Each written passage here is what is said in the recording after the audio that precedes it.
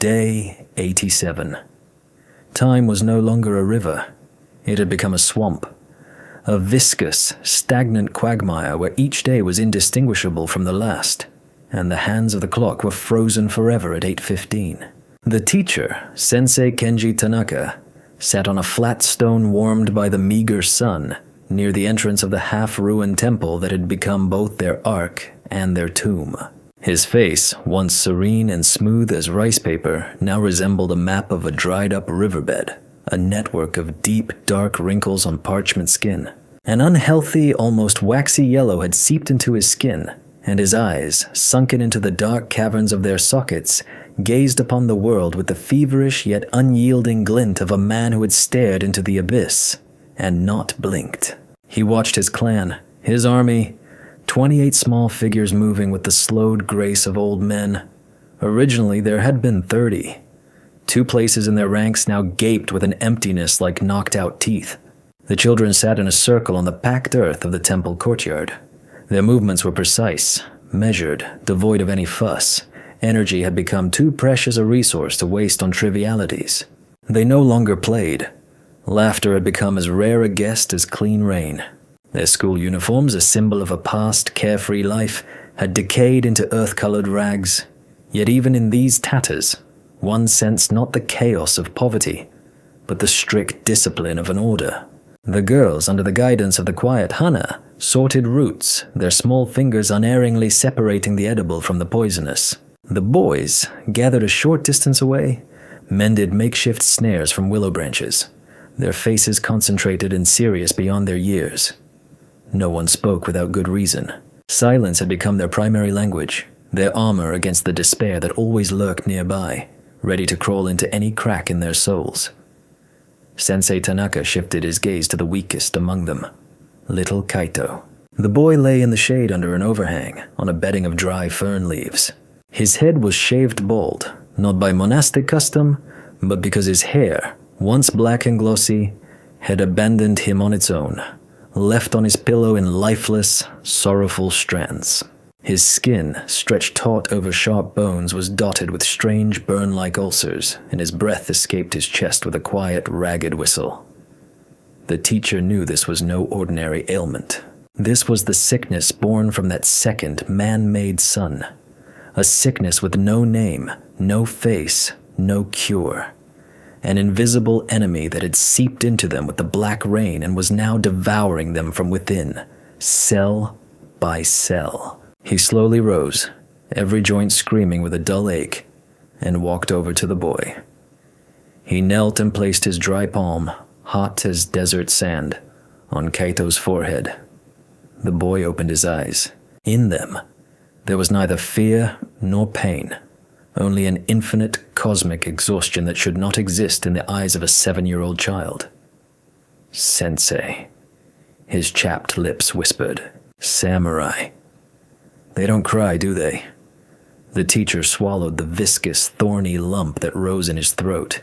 He forced his voice to sound steady and firm, like the strike of a training sword against bamboo. No, Kaito-kun. Samurai do not cry. Samurai accept their fate with honor. Your battle is almost over. You have fought valiantly, like a true warrior. Off to the side, furiously scraping a sharpened stick against a stone, sat Ryota. 13 years old, the eldest, the strongest. He did not look at Kaito. His gaze, full of a dark fire, was fixed on the southwest, toward the place where his city once stood beyond the charred hills. The city, where his father and mother had vanished in a fiery vortex. Ryota didn't believe in the laws of the samurai. He considered them a beautiful fairy tale the old teacher used to lull them to sleep as they slowly died. He believed in action, in a charge, in a breakthrough. His despair had long ago transformed into a cold, concentrated rage, and Sensei Tanaka could feel that rage even with his aching back. This boy was a powder keg in their fragile world of order, and the fuse had been smoldering for a long time, irrevocably. For 87 days they had built their civilization from the ashes. For 87 days, the old calligraphy teacher had molded an impregnable fortress of spirit from children's tears, fears, and hopes. But he knew that their clan, like little Kato's frail body, was being consumed by an invisible disease. A disease not only of the body, but of the soul. And its name was hope. A ruinous, false, irrational hope that blazed in Ryota's heart and threatened to burn to the ground everything they had built with such inhuman effort. How had they come to this? How had an innocent school trip turned into a 100-day odyssey on the edge of the apocalypse? To understand how a calligraphy teacher became the daimyo of a clan of doomed children, we must go back 87 days to that last morning of the old world, August 6th, 1945, when only one real sun still shone over Hiroshima.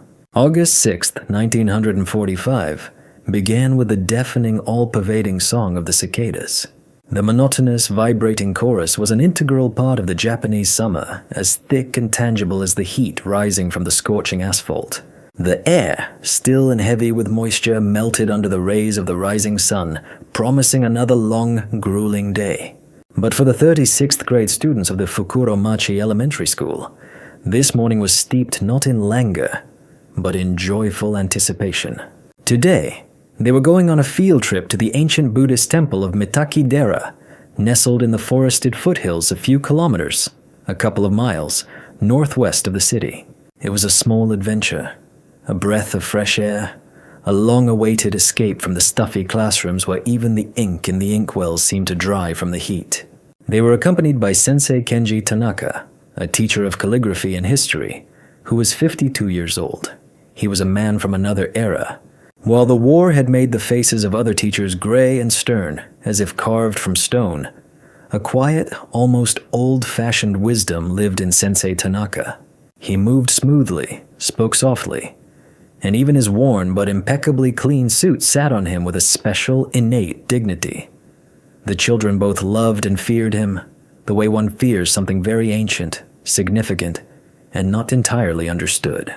They gathered at the school gates early in the morning, the boys in their uniform caps and tunics, the girls in dark sailor outfits with white collars.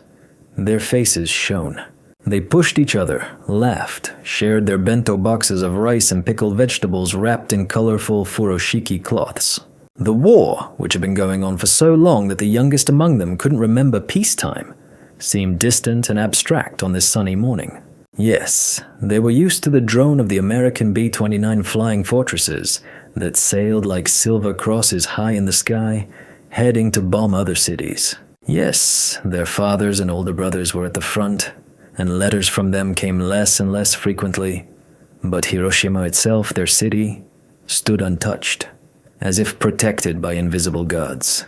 A stubborn rumor circulated among the adults that the Americans were deliberately sparing their beautiful city because one of their generals had relatives here, or because they wanted to make it their post-war capital.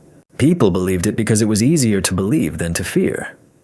Sensei Tanaka looked at his students, and his heart filled with a quiet, inexplicable anxiety. He saw their carelessness and could not share it.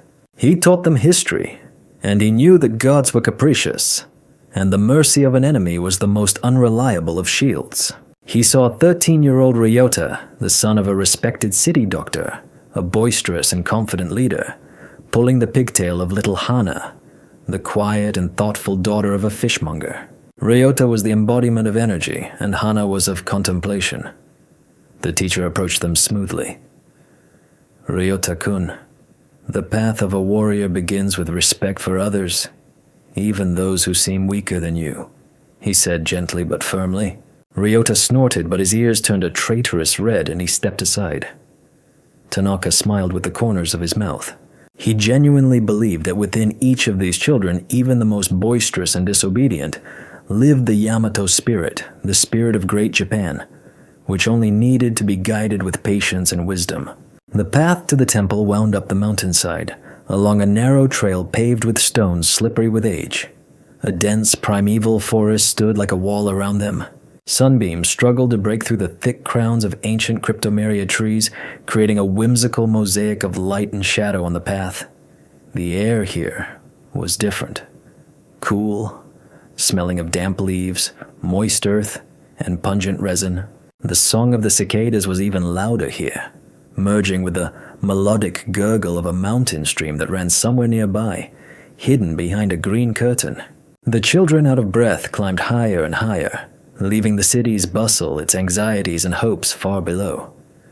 They were here and now, in this green, cool kingdom that seemed eternal and unshakable. By 8 in the morning, they reached the temple. It was not large, but it was very old. Its wooden structures, darkened by centuries of rain and wind, seemed not to have been built, but to have grown directly from the mountainside. The curved roofs were covered with a thick, velvety layer of moss, and wild azaleas bloomed among the moss-covered stone lanterns. The Toro. A peace reigned here that, it seemed, nothing could disturb. Sensei Tanaka gathered the children on a small observation deck overlooking a cliff. From here, Hiroshima was laid out before them. The city lay below, shrouded in a light morning haze, its streets and districts spread across the wide delta of the Oda River. It looked peaceful, almost like a toy. One could clearly see the massive walls of the ancient Rijo castle and the domes of industrial buildings on the outskirts. The teacher began his story. He spoke of the mountain spirits, of the hermit monks, who had built this temple centuries ago in search of solitude and enlightenment. He spoke of how the beauty of nature and the wisdom of ancestors were the invisible roots that nourished the Japanese people in any, even the most difficult times. His voice was calm and melodic. It was lulling, making them forget the heat and fatigue. At precisely 8:15 in the morning, as Sensei Tanaka raised his slender, artistic hand to point to the city center, to show the children where their school was among the scattering of roofs, something happened for which no words had yet been created in human language. He never finished his sentence. The world vanished. There was no explosion, no roar, no scream. At first, there was only silence. An absolute, unnatural, vacuum-like silence, as if an invisible giant had switched off all the sounds in the universe. The chirping of cicadas, the gurgling of the stream, the beating of their own hearts. And then came the light. It was not like a flash of lightning, nor the rising of the sun. Imagine someone taking the sun itself, squeezing it in an invisible fist to the size of a pearl, and then unclenching that fist right over the heart of Hiroshima. It was not a yellow or a white light. It was all colors and no color at all. It was so bright that it burned not the retina, but the very ability to see. The children, instinctively shutting their eyes and covering their faces with their hands, screamed, but their screams were drowned in that all-consuming, soundless wave of light. Sensei Tanaka, facing the city, took the full force of this silent assault. For one infinite moment, the world for him split into absolute black and unbearable white. Everything that had a contour became a charcoal black shadow, and everything else was a blinding, pulsating white fire. He saw the skeletons of his students appear through their bodies, saw the bones in his own hand, which he used to shield his eyes, become visible through the flesh, like an X-ray photograph. It lasted an eternity and a fraction of a second. Then vision returned, but the world had changed irrevocably.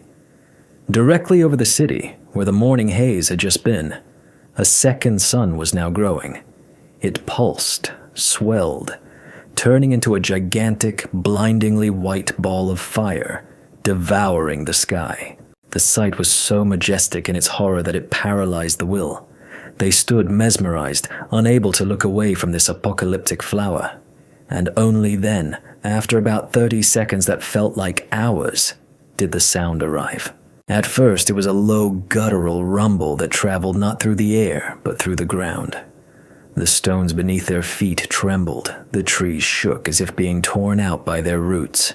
The rumble rapidly intensified, turning into a roar, a crash that seemed to split the very firmament of heaven.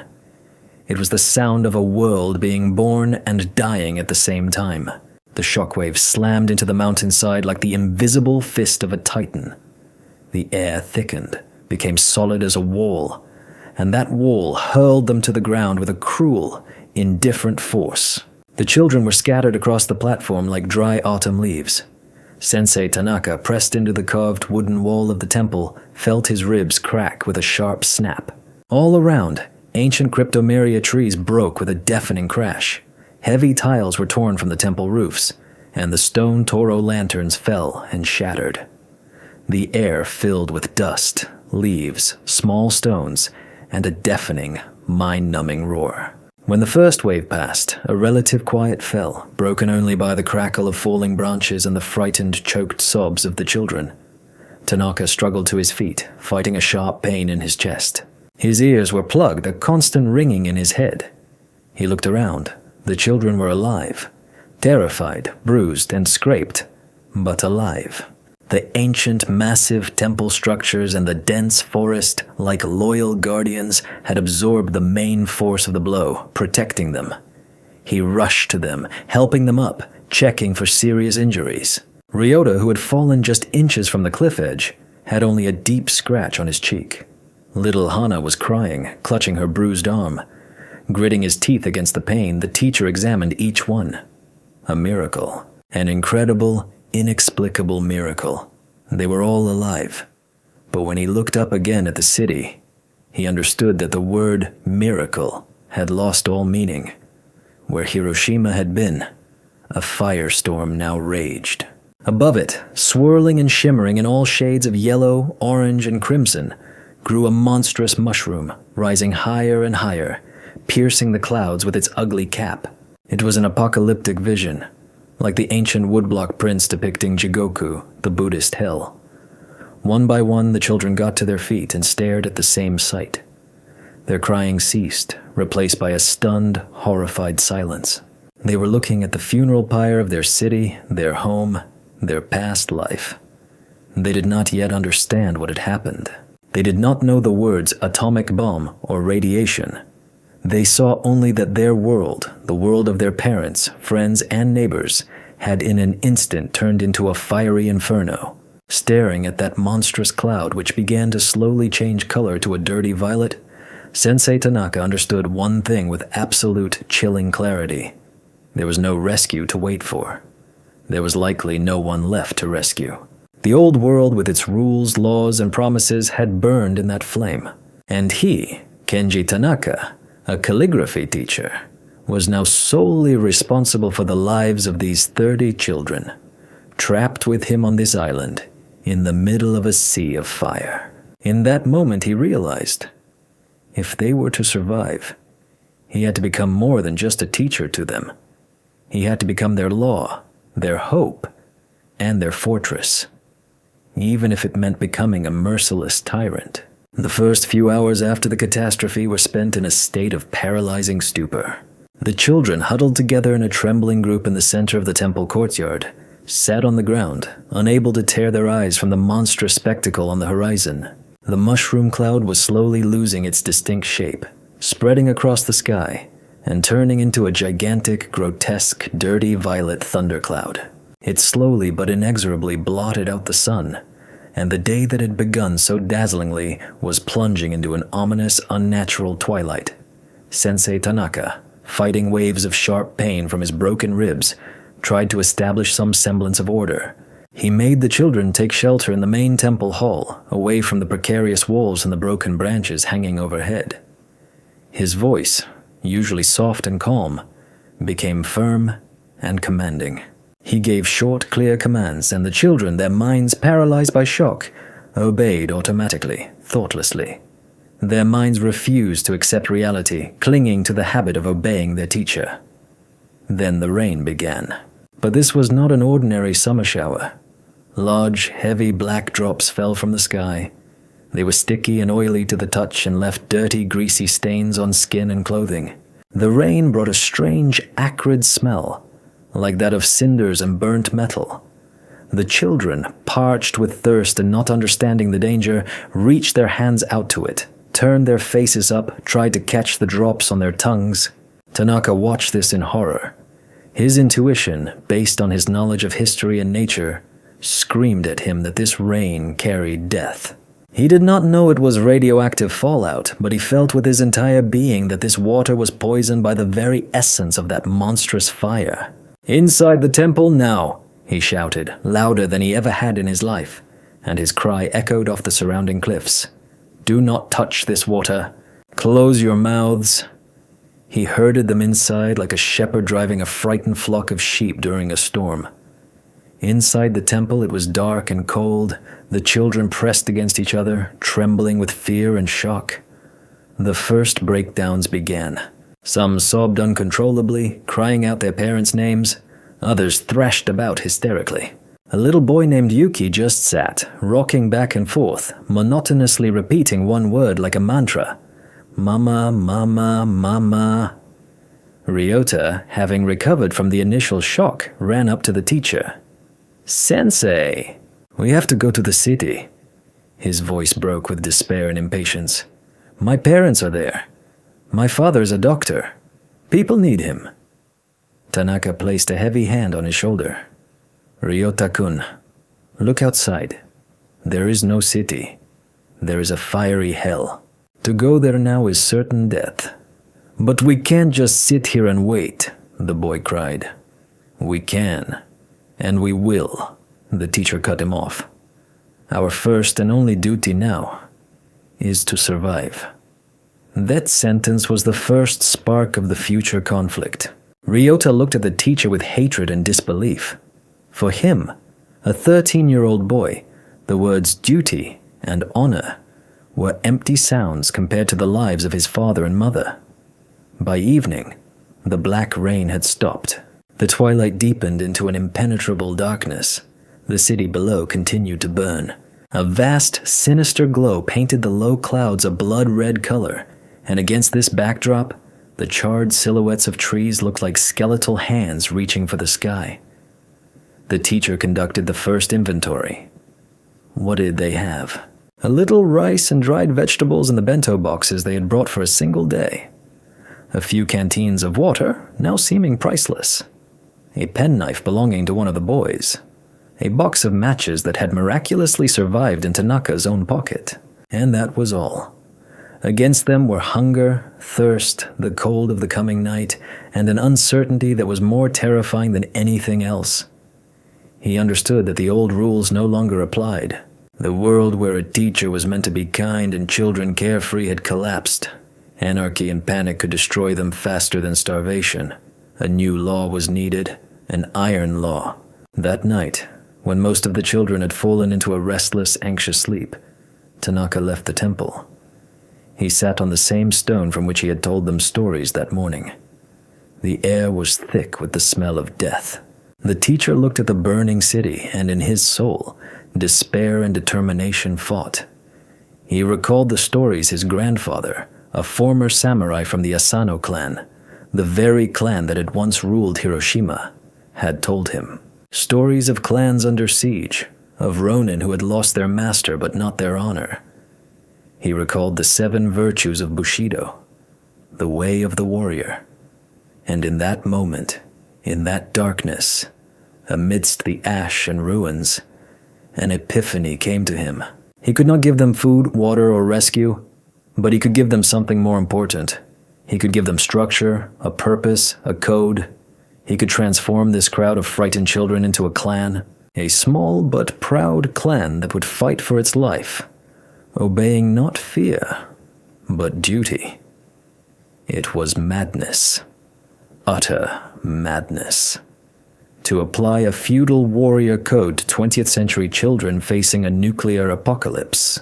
But in a world that had gone insane, the only salvation could be an ordered, ritualistic madness. He returned to the temple. He woke Ryota and a few other older boys. From this moment on, he said in a quiet but steel-edged voice that held no trace of doubt, we are no longer a school class. We are the Mitaki clan, the clan of the broken pine. Because a pine, even when broken by a storm, continues to cling to the earth with its roots, and our law will be the ancient law of the samurai. The next morning, Sensei Tanaka gathered all the children in the temple courtyard. The night had changed little. The city below still smoldered, releasing thousands of thin smoke trails into the gray sky, and a heavy stench hung in the air. The children were hungry, frightened, and disoriented. Their eyes were filled with a silent question. What now? Tanaka stood before them. His back, despite the pain in his ribs, was perfectly straight, his gaze firm and clear. He was no longer just a teacher. He was a leader, shouldering the full weight of this new, terrible world. "Listen to me carefully," he began, his voice amplified by the morning silence carrying across the courtyard. "The world we knew is gone. Our homes, our families, we do not know what has become of them. We are alone, and if we act like frightened children, we will perish. But if we act like warriors, we will have a chance." He paused, letting the words sink into their stunned minds. "From this day forward, we are the Miteki clan, and we will live by the laws of Bushido, the way of the warrior.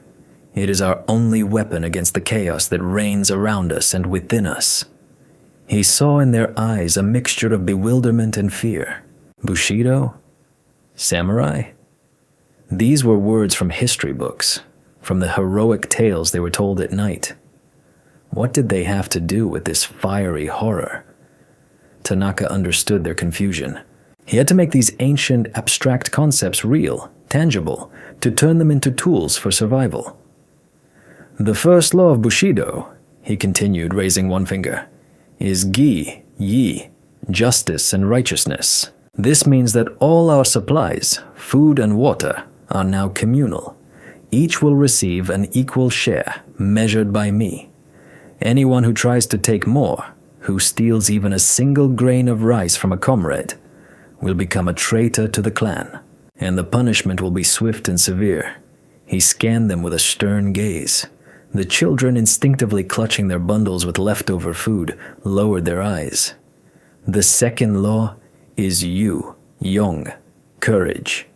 Courage is not the absence of fear. I'm afraid every one of you is afraid, and that is normal. Courage is doing what must be done despite fear.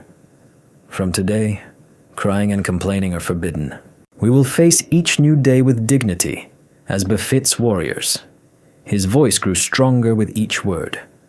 "The third law is Jin, Ren, compassion. We must care for one another. The strong will help the weak. The older will care for the younger. No one will be abandoned. We are one family, one body. If one finger hurts, the whole hand aches." He looked at little Hana, who was cradling her bruised arm, and his gaze softened for a moment. "The fourth law is Rei, Li, respect and courtesy. You will obey me without question, as your commander, and also the elders whom I appoint. Any order must be executed immediately and without discussion. Discipline is our shield. Without it, we will crumble like a handful of dry sand. The fifth law is Makoto, Cheng, sincerity and honesty. Lies and deceit are forbidden. We must trust each other as a blade trusts the hilt of a sword. The slightest lie could cost us all our lives. The sixth law is Meiyo, Ming-yu, honor. Everything we do, from foraging for food to caring for the sick, we do with honor. Even the dirtiest work. Honor is what separates us from wild beasts who think only of their stomachs. And finally, the seventh and most important law is Chugi, Jongyi, loyalty. Loyalty to our clan. You are no longer just Tanaka, Suzuki, or Yamamoto. You are part of the Miteki clan. The interests of the clan are above your own desires, fears, and hopes. Anyone who attempts to leave us and act alone will be considered a deserter and a traitor." The last words were spoken with particular force and were aimed at Ryota, who stood with his arms crossed, staring at the teacher with open defiance. He was the only one who did not lower his eyes. Tanaka finished his speech. A dead silence fell. The children were stunned. This system, these strict, almost cruel laws, were both frightening and comforting. They brought meaning and order to the senseless horror. They gave them rules for a game in a world where all rules had been destroyed. It was their first fragile victory over chaos. Sensei Tanaka immediately moved from words to action. He ordered all the food to be placed in a common pot. He appointed Ryota as the strongest and most resilient, as the leader of the reconnaissance team, which included 2 other older boys. Their task was to explore the surroundings for safe sources of water and food, but not to stray more than an hour's walk from the temple. He put Hannah, who despite her young age was very observant and knew many plants, in charge of foraging. He assigned 2 other girls to help her. The youngest children he entrusted to the care of the older girls, creating a sort of nursery. He reserved for himself the role of supreme commander, strategist, and keeper of the fire. Thus, in the midst of a scorched world, on the ruins of an ancient temple, a new social order was born. The children ceased to be just children. They became scouts, foragers, nurses, guards. Everyone had a role, a responsibility, a duty, and this saved them from the paralyzing terror of loneliness and hopelessness. This was their unexpected weapon, an ancient code that transformed a group of victims into a disciplined survival unit. But they did not yet know that their real enemy was not hunger or fear. It was already inside them, invisible and merciless, brought by the very black rain they had at first in their ignorance, mistaken for salvation. The first weeks of the Mataki clan's existence were governed by a harsh but life-saving rhythm, beaten out by Sensei Tanaka like an expert drummer. They rose with the first rays of the sun, which now struggled to break through the murky haze that perpetually hung over the world. Morning meditation. They sat in the lotus position and learned to control their breathing to calm their minds and quiet the gnawing hunger. Then a roll call, during which the sensei looked into each child's eyes, checking not only their physical but also their moral state. After that, a meager breakfast, a few spoonfuls of cold rice porridge from the day before, or a handful of edible roots. After breakfast, the clan split into squads, and the daily war for life began. The scouts, led by Ryota, went out searching. They moved cautiously from cover to cover, like the real ninjas from the children's stories the teacher described to them. Their most important and valuable discovery was a mountain stream which fortunately was located above the temple, meaning its water was not poisoned by runoff from the scorched earth. The water in it was clean and ice cold. It was their salvation, their source of life. Ryota, despite his rebellious spirit, carried out the teacher's orders with a grim, fierce determination. The desire to find a way to the city never left him, but he was a pragmatist and understood that without food and water, they would all die here in the mountains without taking a single step. So he searched. He found wild edible plants that Hana had told him about, and once even managed to catch a small snake in a snare, which, after a long and distrustful discussion, was boiled and became a true feast for the entire clan. The foraging party, under Hana's leadership, methodically explored every patch of ground around the temple.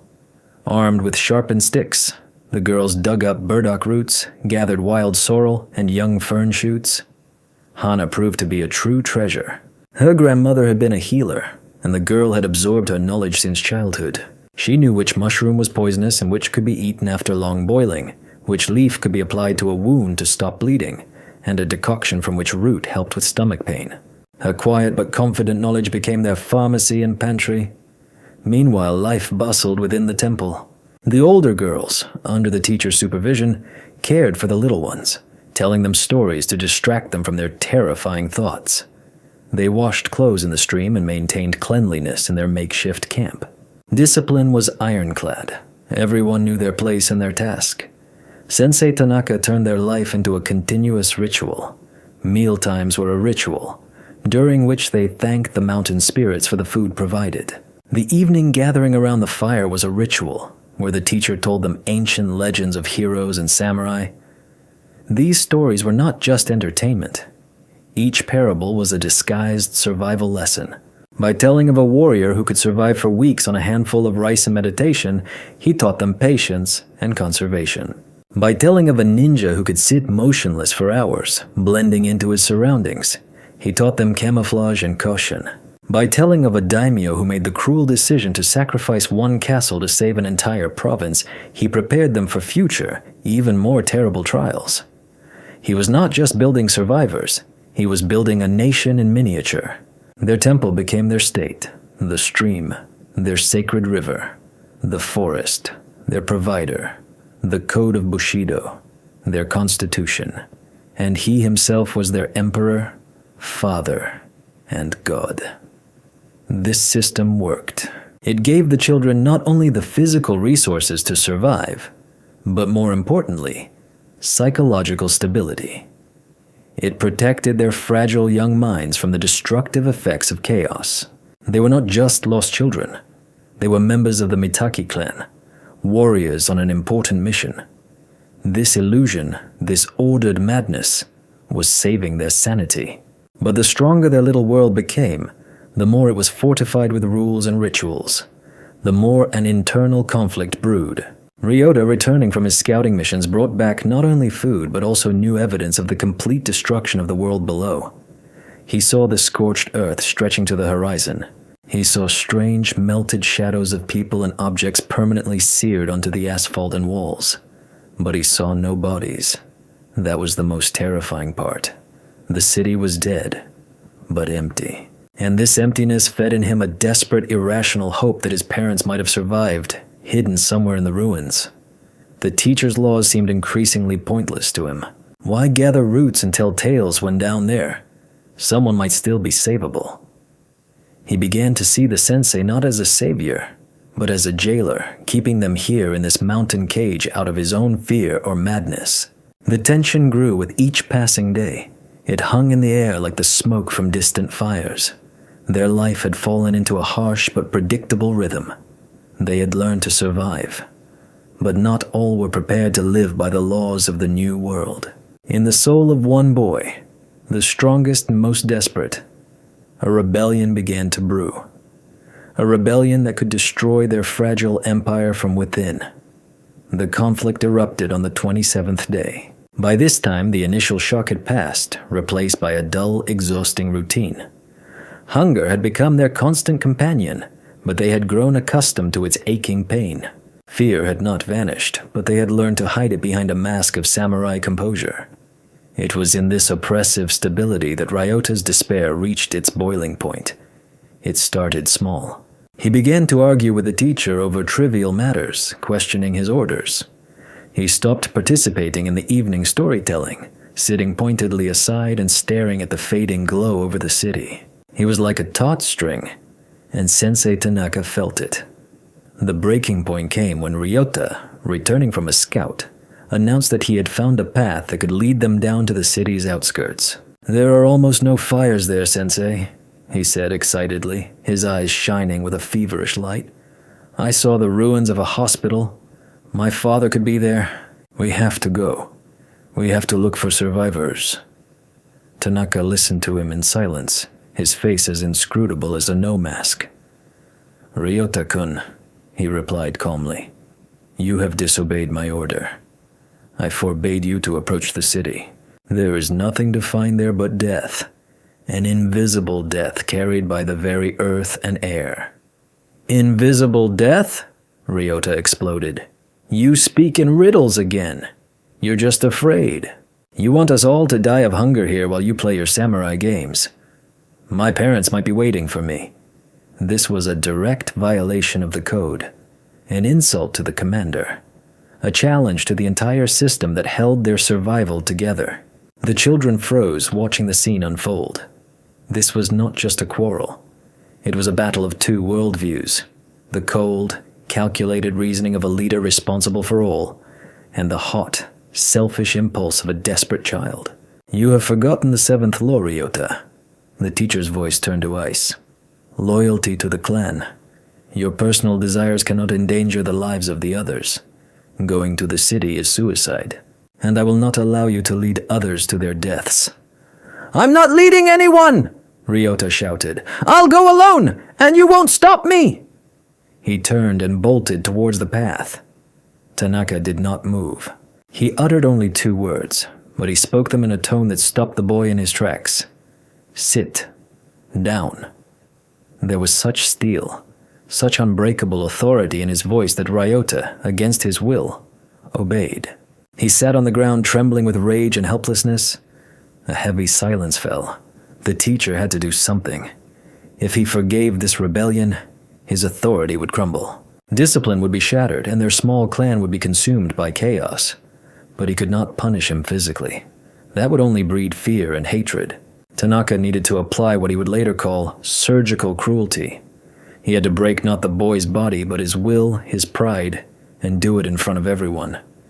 He walked over to Ryota and crouched before him. He did not shout. He spoke quietly, almost in a whisper, but loud enough for all to hear. You say you want to save your parents. That's a noble impulse.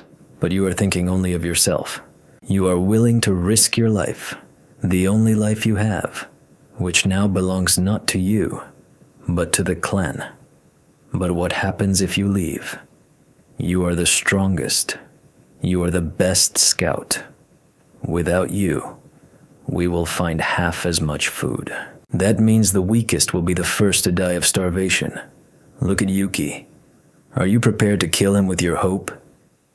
Ryota flinched and looked at the little boy, who was clinging fearfully to his older sister. You will leave, the teacher continued, and perhaps you will die down there, from fire, from a collapse, or from the invisible sickness. But even if you survive and return, you could bring that sickness back here, on your feet, on your clothes. And then you will kill not only Yuki but Hana and all the others, one by one. Your desire to save two could mean death for 29. Tell me, Ryota-kun, is that the path of a warrior? Is that justice? He wasn't accusing. He was forcing him to think, to weigh, to accept responsibility.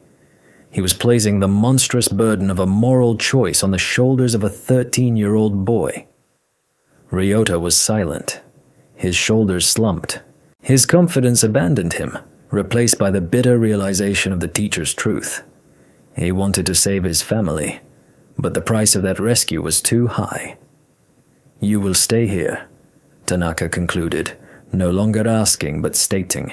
You will continue to serve the clan. You will find food for Yuki, for Hana, for all of us. That is your duty, that is your honor, that is your battle. Ryota looked up at him, his eyes full of tears. For the first time in 27 days he cried. They were not tears of resentment, but tears of defeat. He nodded. The rebellion was crushed, not by force, but by wisdom. Sensei Tanaka's authority was solidified, becoming absolute. He had defended his law.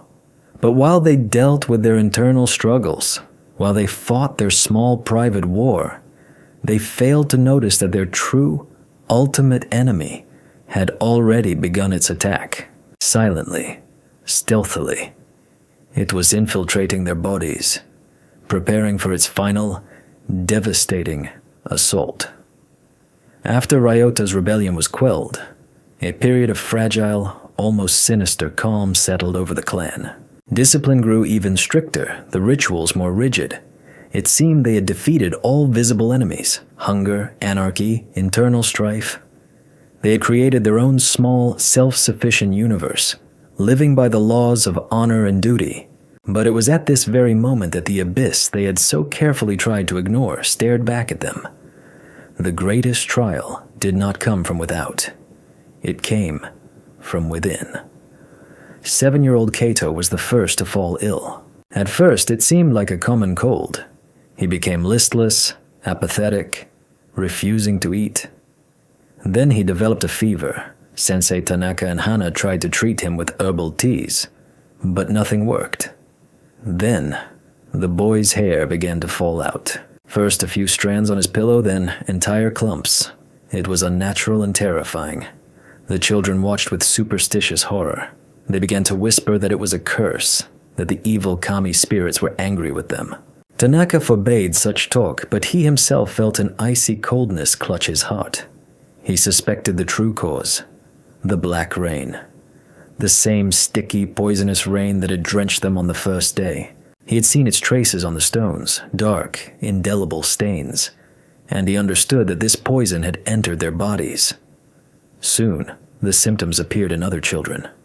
First among the youngest and weakest, bleeding gums, strange, purple spots on the skin that wouldn't go away, constant nausea, and a weakness that kept them from getting to their feet. Their small infirmary in a corner of the temple grew more crowded each day. This was an enemy against which their code was powerless. It could not be defeated with courage or discipline. It could not be tricked with cunning. It was invisible, inaudible, and inescapable. The teacher himself began to feel its presence in his own body. He was plagued by bouts of dizziness and aching pain in his bones. He realized his own time was limited, but he could not show his weakness. Now, more than ever, he had to be a rock for them, an unbreakable symbol of will. He redoubled his efforts to maintain their morale. He made those who could still move perform physical exercises disguised as samurai training. He held calligraphy lessons, drawing the characters for patience, hope, and life on pieces of bark. He forced their minds to work, to keep them from drowning in despair. The culmination of this struggle was Kaito's illness. His condition worsened by the hour. His small body became a single open wound. He was barely conscious, only occasionally whispering his mother's name in his delirium. The children watched his agony, and their samurai composure began to crack. A primal terror was frozen in their eyes. They saw their own future in him. One night, as Tanaka sat by the dying boy's bedside, Ryota approached him. He sat down silently beside him. There was no longer hatred in his gaze, only infinite pain and guilt. "Is it because of me, Sensei?" he whispered. "Did I bring this curse when I went against you?" Tanaka looked at him. In that moment he saw not a rebel, but simply a frightened child searching for answers. "No, Ryota-kun," he replied softly. "You're not to blame for this. We are all fighting the same battle. It is just that our enemy is different now. He is not outside. He is inside each of us." They sat together in silence, listening to Kaito's ragged breathing. And in that moment, something happened that finally forged their clan into one. Ryota, the strongest and proudest of them all, took Kaito's small, hot hand in his, and he began to tell him a story. In a quiet, breaking voice, he told a tale of a little warrior who went on a journey to fight an invisible dragon. It was an act of pure compassion, of Jin, the virtue the teacher had spoken of. It was his surrender to the laws of the clan, his true initiation as a samurai. Kaito died at dawn on the 88th day. His death was quiet and almost imperceptible. He simply stopped breathing. It was a terrible blow to the children, but thanks to the teacher's preparation, they met it not with hysterics, but with solemn grief. They buried him according to the rituals the sensei had devised. Each placed a smooth white stone from the stream on his grave. It was their farewell salute to a fallen warrior. Kaito's death was the point of no return. They had defeated the invisible enemy. Not the sickness itself, but the fear of it. They accepted it as part of their fate. They learned to live and die with honor. Their brotherhood, forged in shared grief, became unbreakable. They were on the verge of complete physical exhaustion. Many could barely walk, but their spirit was stronger than ever. And it was at this very moment, when they had reached the depths of despair and found new strength within it, that fate had one last, strange twist in store for them. On the 100th day of their confinement, the lookout, perched on the temple roof, let out a cry. But it was not a cry of terror, it was a cry of astonishment. On the 100th day of their isolation, the world seemed to have finally frozen in its tragedy. The sky over Hiroshima was perpetually gray with ash and dust that had never fully settled. The forest around the temple stood silent and wary. The children, emaciated by sickness and hunger, moved like shadows, performing their daily duties with the automatism of sleepwalkers. They no longer expected rescue. Their world had shrunk to the size of the temple courtyard, and time to the cycle of day and night. The death of Kaito and another little girl, Miki, after him, had become part of their existence, a sad but inevitable ritual. They had learned to live on the edge of the grave, and then, into this deafening silence, came the cry. The boy on lookout duty, perched on the roof's ridge, was shouting and waving his arms frantically. Sensei Tanaka and those who could stand ran out into the courtyard. At first they understood nothing, but then they heard it. A strange, unfamiliar sound, a steady mechanical rumble approaching from the direction of the ruined city, and then they saw them. 3 figures appeared in a gap between the charred trees. They were tall, dressed in strange green uniforms with shiny helmets on their heads. They held weapons unlike Japanese rifles, and they spoke in a foreign, guttural language. They were American soldiers, a patrol sent to assess the radiation levels on the outskirts of the impact zone. To the children who had lived in isolation for 100 days, seeing only each other, these men seemed like aliens from another planet. They were so big, so healthy, their faces were pink, and their movements were quick and confident. The contrast between them and the emaciated, ghost-like children was monstrous. The soldiers, in turn, froze in astonishment. They had expected to see a scorched wasteland, not a camp inhabited by children living in a strict, almost military order. They saw little girls who, upon spotting the strangers, did not run to them crying, but formed a line behind their teacher. They saw Ryota step forward and stand between the sensei and the soldiers, clutching his sharpened stick like a samurai sword. The children's first reaction was not joy, but fear and distrust. Who were these Gaijin? Enemies? Had they come to kill them? Sensei Tanaka stepped forward. He was the only one who knew a little English. He raised his hands, showing he was unarmed. "We are civilians," he said slowly, choosing his words. "Schoolchildren. We survived the flash." The officer commanding the patrol, a tall man with tired eyes, lowered his rifle. He looked at Tanaka, at these children in rags, at their neat camp, at the fresh graves with white stones, and a look of shock crossed his face. He said something into his radio. The euphoria of rescue when it finally came was brief and hysterical. The children cried, laughed, hugged each other. It was over. Their odyssey had ended. But this joy was quickly replaced by a bitter disappointment.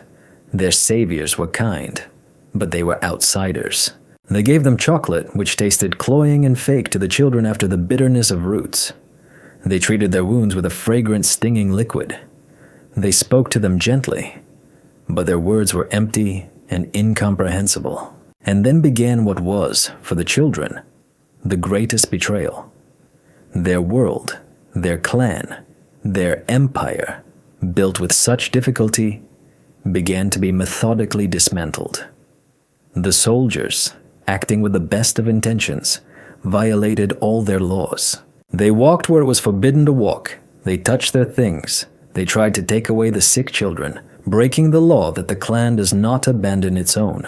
Their unique survival experience, their complex social system based on Bushido, interested no one. In the eyes of the Americans, they were just a group of traumatized, feral children and a strange old man who had clearly lost his mind from the ordeal and imagined himself a samurai. When the officer through an interpreter began to question Tanaka about how they had managed to survive, the teacher tried to explain. He spoke of duty, of honor, of the clan of the Broken Pine. The interpreter translated, and the officer listened, nodded, and wrote something in his notebook. But in his eyes, Tanaka saw not understanding, but only the professional sympathy of a psychiatrist for a patient. They didn't believe him. To them, it was just delirium, a psychological defense mechanism. Their feat, their 100-day war for humanity, was written off as post-traumatic stress. Rescue had turned into a new prison, a far more terrible one, a prison of misunderstanding and oblivion. The children were loaded into trucks. As they drove away, Ryota looked back one last time at their temple, their fortress, their home. He saw one of the soldiers casually kick the pyramid of white stones on Kaito's grave, and the stones scattered. In that moment, the boy understood. They had survived hell only to return to a world that couldn't care less. Their small war had been won, but the larger war, the war for memory and dignity, they had just lost. The fate of the Mitaki clan after their rescue was brief and tragic. They were taken to a crowded field hospital set up at a surviving military base.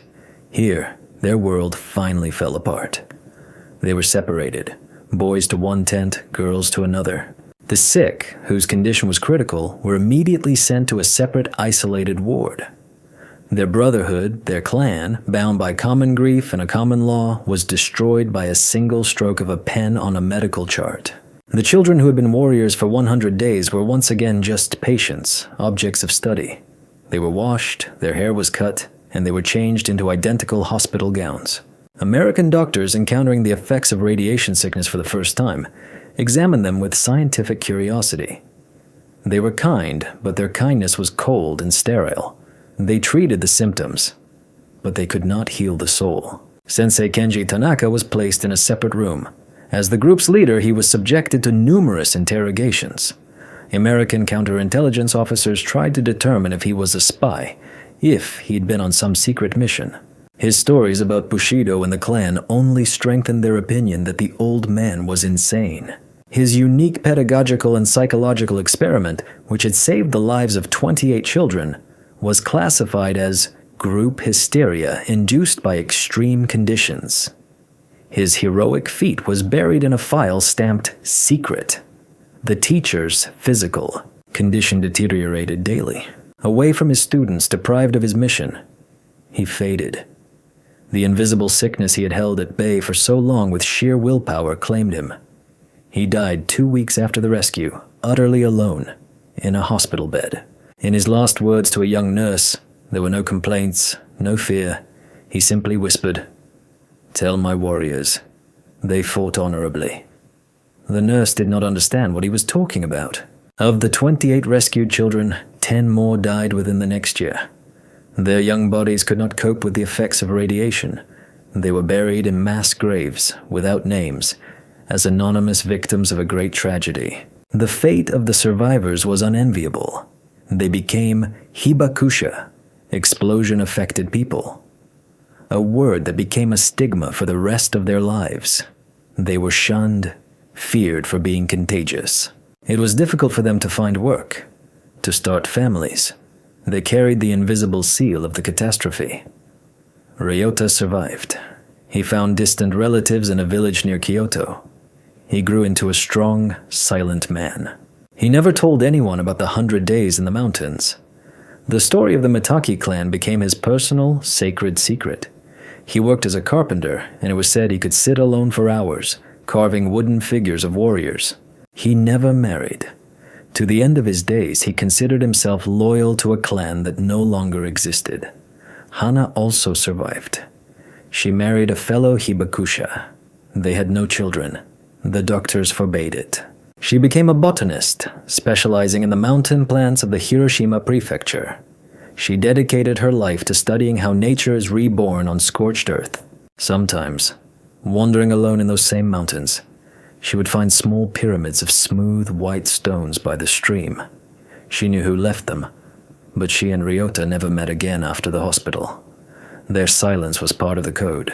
The remaining survivors of the clan scattered across Japan. Some tried to forget the past. Others carried it within them like an unhealed wound. Their unique experience, their small civilization built on principles of honor, turned out to be useless to anyone.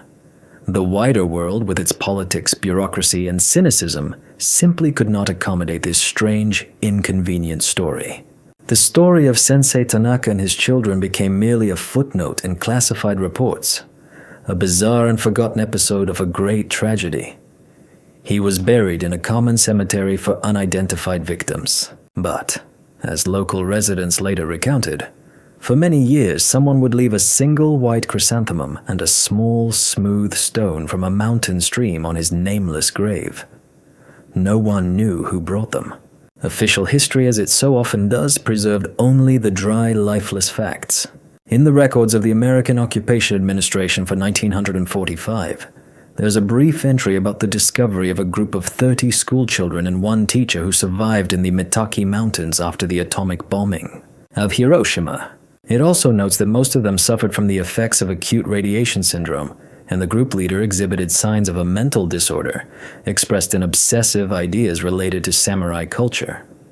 Here, the official history ends. A full stop. But true stories never die. They go underground, becoming legends. The story of the samurai clan of children was no exception.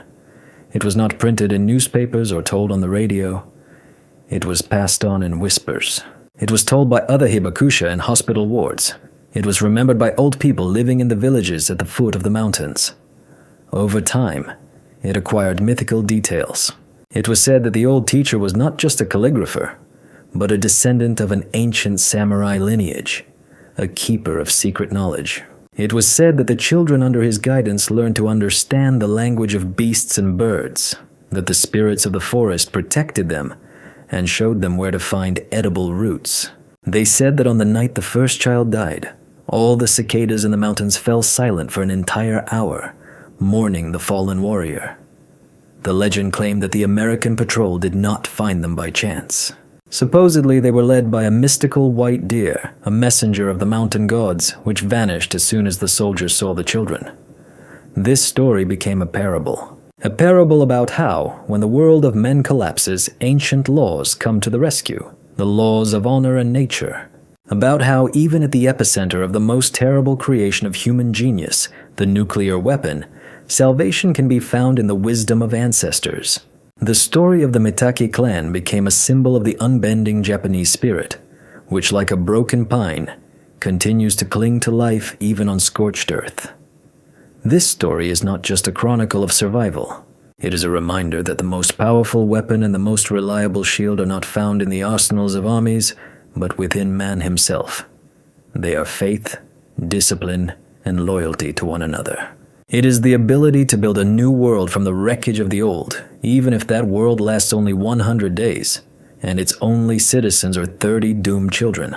The feat of Sensei Kenji Tanaka and his little warriors was forgotten by history, but it remains forever inscribed in the eternal chronicle of the human spirit. And as long as people tell legends of courage and self-sacrifice, their small clan will live forever.